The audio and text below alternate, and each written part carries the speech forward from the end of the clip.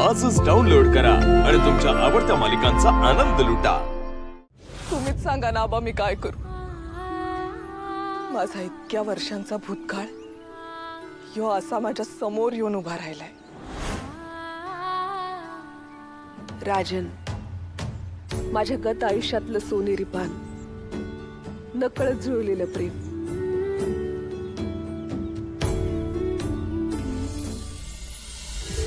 राजन, तुझा जो काही निर्णय आहे तो मान्य आहे आम्हाला आणि त्यात आम्हाला आनंदच आहे। हो अगदी। मी तर म्हणतो की तू सुनबाई आणि आमच्या नातीला लवकरात लवकर या घरात घेऊन ये। खरंच? हो। एक स्वप्न पूर्ण झालं होतं, पण हे नियतीला मान्य नव्हतं। राजन माझ्याशी असं कसं वागू शकतो ग? मी असताना तरी त्या भिकारड्या मुलीशी लग्न केलंच कसं?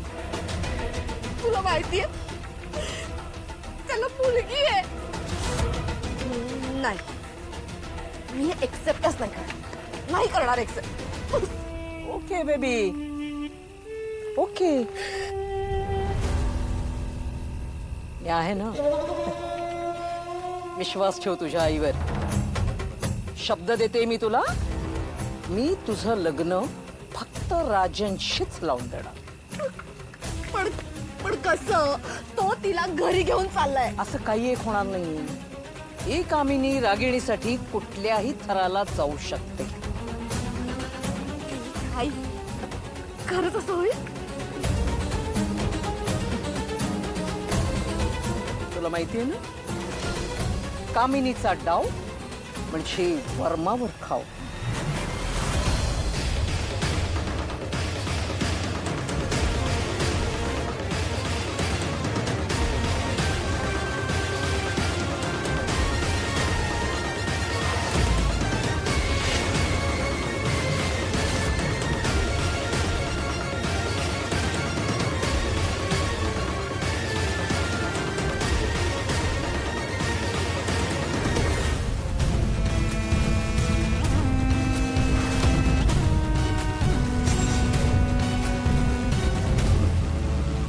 पाहताय काय?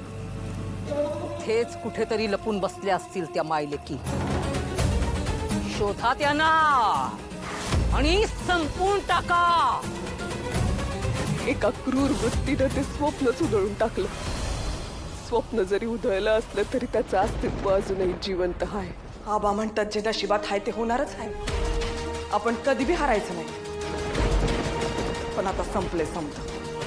आता मी माझ्या आबांसाठी आणि माझ्या पोटच्या पोरीसाठी शरीर रूपाने जिवंत राहणार आहे फक्त।